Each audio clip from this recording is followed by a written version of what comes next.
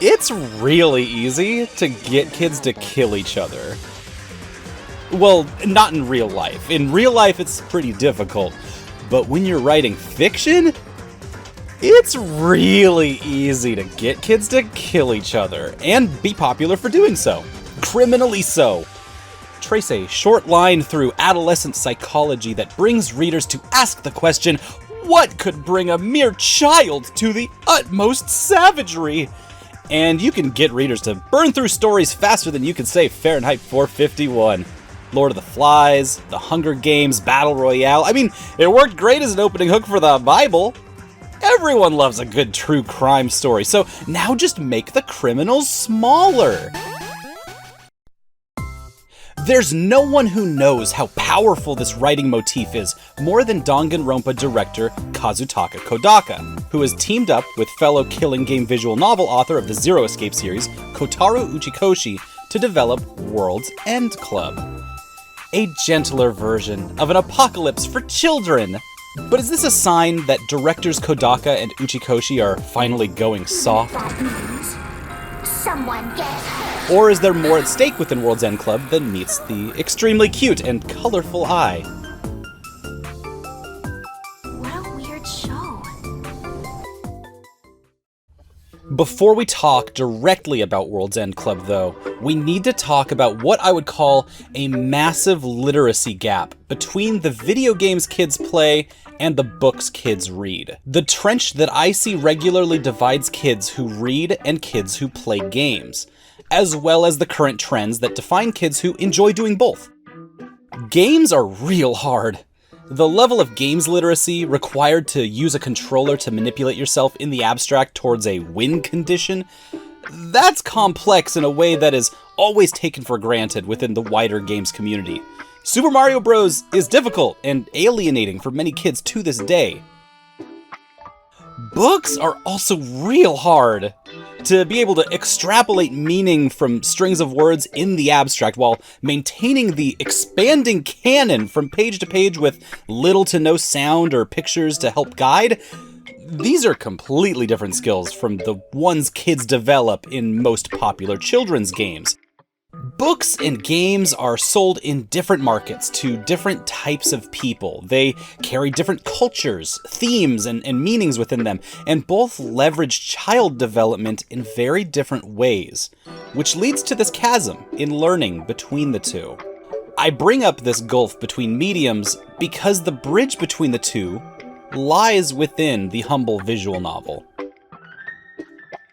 Visual novels, while having a long history in Japan, were until recently maligned in the West, both by a book culture that didn't like or trust games, and a games culture that hated books. This chasm was too wide and the bridges were too weak. However, there's been a huge influx of young people from a new generation who have now grown up on games like Undertale and Doki Doki Literature Club and Sally Face that stem from the success of Kodaka and Uchikoshi's works, as they were the artists to combine popular young adult literature genres with game show styled rules to make these closed room murder mystery machines, the Killing Games. The works of these two writers alone make up the majority of Jason Schreier's 2014 list of visual novels you must play. And their success has an incredible amount of overlap with the Gen Z cultural sensation of Undertale, which notably uses the JRPG genre, and also has historical roots bridging the book-game divide through its origins in tabletop gaming. These are extremely connected markets, and the stories they tell follow those markets. But let's get on track. It's easy for writers to get kids to kill each other. It's a cheap trick even, but it takes a deft hand to mechanize that in a way that is playful and not unnecessarily cruel. Dark, but still artistically tasteful when we're talking about kids. Uchikoshi specifically uses his games to tell stories with multiple parallel canons running in tandem to explore how truth is found in perspective. Meanwhile, Kodaka uses his games to tell stories with ensemble casts, each with unique powers, fighting against the machinations of a cruel world whose systems try to commodify them as special or super high school level. World's End Club, finally getting back to that, marries both of these core themes together while also connecting to both writers' work in apocalyptic fiction, which is, unsurprisingly, a super popular genre in literature right now. I can't imagine why! So, this long preamble discussing game genres, book markets, and the overall career of two writers is how we start things here, because I need to, as clearly as possible, explain something that gamers hate hearing. If you are here right now as a huge fan of Danganronpa or Somnium, then World's End Club is probably not for you. You are not the direct audience this game was made for, and you'll probably keenly dislike it if you go in expecting it to be similar to Danganronpa. Yes, it is apocalyptic fiction. Yes, it uses the same tropes as both directors' previous works. Yes, the music is awesome, and yes, the characters are incredibly well designed by Takagaro of Pokemon fame. However, this is a children's video game. In the same way, the recent Balan's Wonderworld was designed to be played by and for young children. Now, unlike the regrettable Balan, World's End Club is coming from a specific literary tradition that is extremely popular right now. You might have noticed that there are less Twilights and Hunger Games books and movies coming out lately. However, maybe due to your Netflix algorithms and not having libraries open right now to visit, you probably haven't noticed that the decrease in young adult fiction has led to a vast increase of middle grade fiction in books and on streaming services. Fictional series specifically for young teens and tweens, books like The Last Kids on Earth, Hilda, or Nimona, or some folks might even recognize The Babysitter's Club and Captain Underpants coming back, seemingly out of nowhere. That's the tradition that World's End Club is writing for. 12, 13-year-olds who want to read about a world without parents, where kids their age are empowered to guide each other on a grand adventure. So now that we have this base in middle fiction, the questions become, how successful is World's End Club at reaching their target audience? And will this game, positioned for a middle grade marketplace, manage to challenge the dark and edgy reputation that these writers have spent the last decade building? Or, put more simply, how do you feel about the Goonies?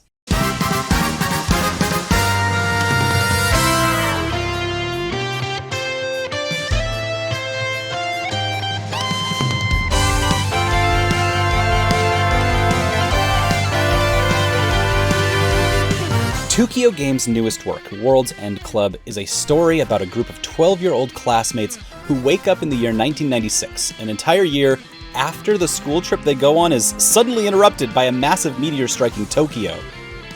The Go-Getters Club, as they've christened themselves, seems to be exactly the same as they were in 1995, but not everything is as it seems, as they find out they are all now on the south tip of Japan, 1,500 kilometers south from where the bus crashed. Oh, and there's no people around anymore, so that's new.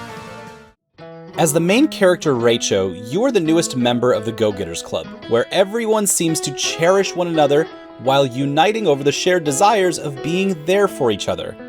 Even after their friendship is put to the test in a simulated social deduction game by the roguish robot fairy Penelope, the club still regards being together as the most valuable resource that a kid can have. At the edge of the apocalypse, 11 kids are about to make a 1,500 kilometer pilgrimage in search of an answer to what destroyed the entire world. And wouldn't you know, a lot happens on that 2-month walk.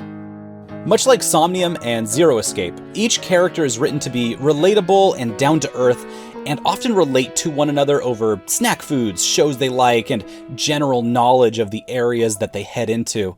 In Uchikoshi tradition, you're gonna learn a lot of trivia, but since this is through the lens of kids, the knowledge is much less heady than in previous games. This simplifying carries through to the structure of the winding narrative as well. Where previous games would have these wide, stretching timelines of events, World's End Club's timeline never branches more than once before coming together, leading to a climax that will definitely challenge younger players, but without overwhelming them.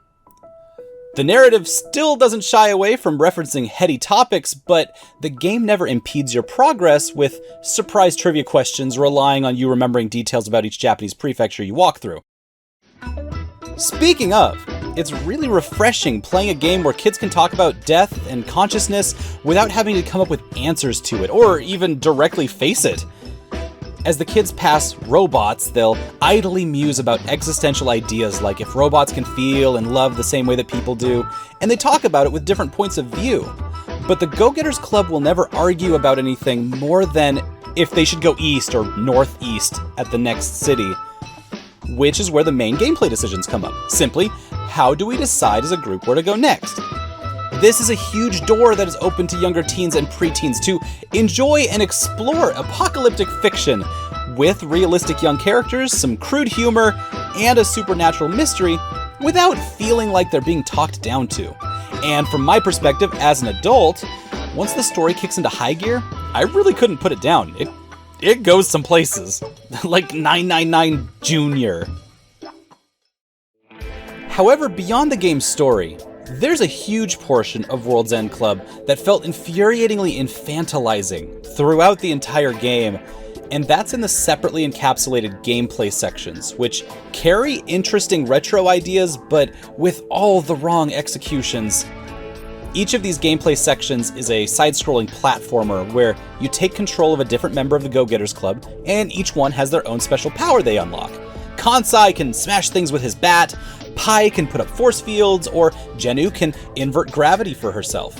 There's some real neat abilities that do a great job growing the characters they are set for, but between how the platforming controls feel and how overly simplified obstacles can be, it's always obnoxious to get through. The sections aren't even that long, but I dreaded each one as they came up. All the subtle nuances, like each character having completely different wind-ups to activate their powers, and enemies not telegraphing what they do or how to interact with them, made for a frustrating time. And with how often checkpoints came up, it felt like the game is also just as uninterested in the player being in these sections. And so it all came across as almost a checkmark for gameplay, or more cynically, a pacing measure to pad out the playtime. All of this gameplay ends up seeming like a lot of work nobody felt inspired to do, especially since a lot of the fantastic text engine and UI elements are reused from AI the Somnium files, so these new elements seem like a headache in each direction. But even still, there's a part of me that gets it, because something needed to break up the pacing of the story sections, since this is a game positioned for younger kids. I'm just not convinced that this is it.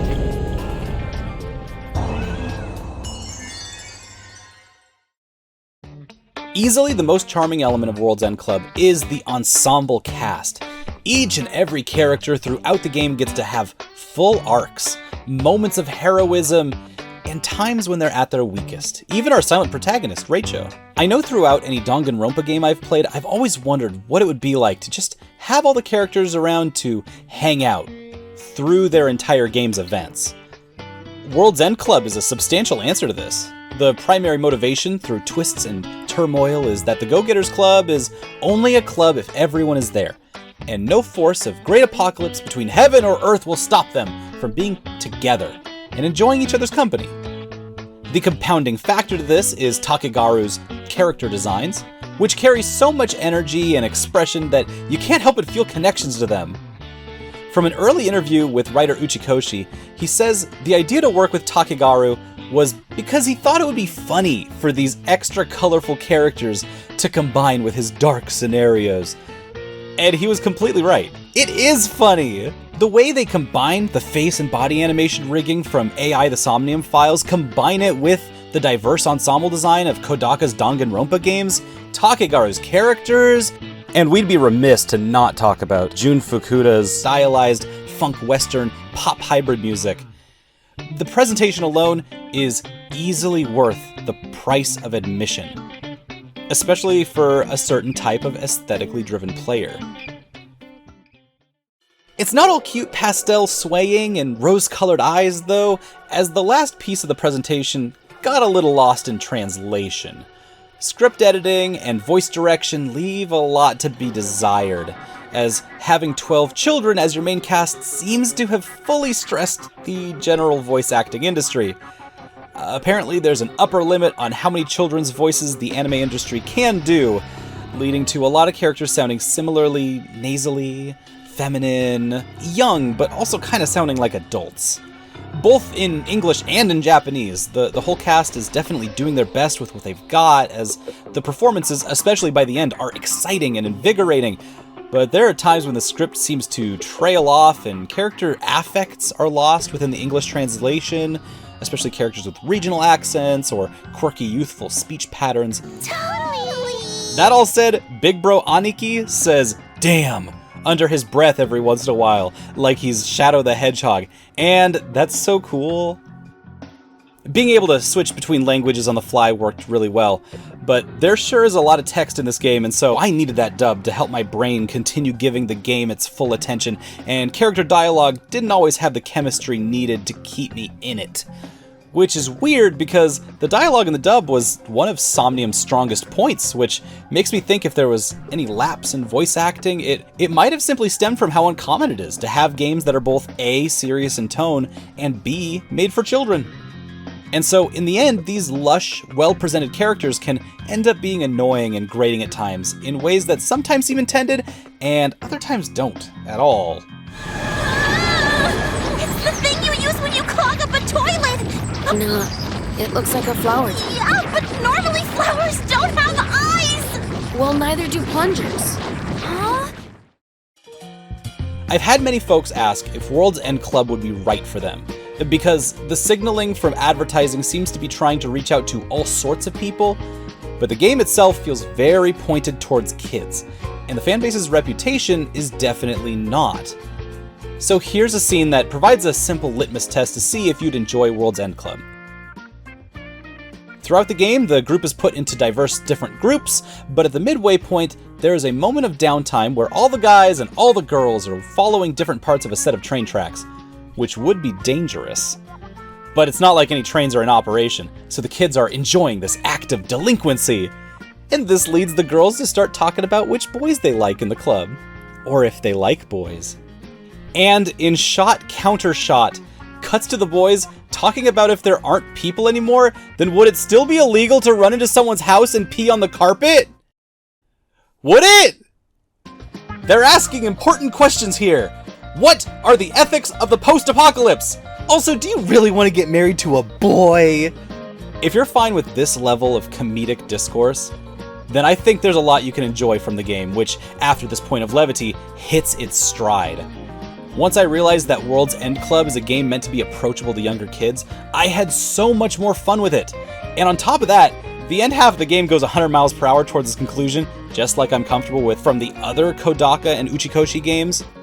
The pair do an incredible job grounding each other in a way that keeps the game's main themes and strengths in full focus, even while compounding story twists try to stress those themes to the limit, which is something that has been a weakness of each of them in the past. World's End Club manages to bring light to an important demographic that rarely gets important games made for them by veteran game makers, and that by itself is pretty special. It doesn't wholly land its mark, and since I don't think the game will be getting a sequel anytime soon, it doesn't seem like the kind of project to spark sudden interest in middle grade fiction, but there are loads of critical importance within World's End Club. Kodaka and Uchikoshi's partnership has brought a very special light and joy out of both of them that had me laughing, tearing up, and singing along with the game all the way to the end. Vanilla and Pochi are the two main characters that end up stealing the entire show by the end in ways that made me get out of my seat to cheer for them. Also, Jenu, Ace Gender Queen Star, we salute you! This game may not be for you, but if you go into it with the understanding that it is made with kids in mind, I think it's a fun ride, and if you know any 4th to 7th graders who like reading and games, test the water with this. and then start preparing the 999 machine that they'll be able to graduate into in a few years. With World's End Club, Uchikoshi and Kodaka knock a very interesting notch into their legacy, as they prove they are both capable of delivering wholesome stories that dive into deep subjects without dealing in death.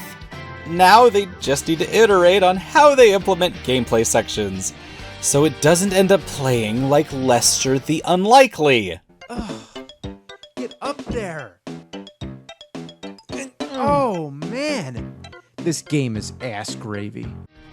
It's not for everyone and it takes time getting there, but overall, there is an incredible gem in this game that may be invaluable to share with the 12-year-olds in your life. World's End Club filled a favorite niche of mine, and now I kinda hope the directors continue their path, navigating farther away from the dark and intense killing games. With a full heart and a huge smile, I give this a not too shabby and not too stabby 3 out of 5. You're not wimping out, are you? No, it's not that. I'm so excited I could be! Ew. What the heck, Mochan? Hey, some people pee a little when they're excited. Stop being so stupid, you guys.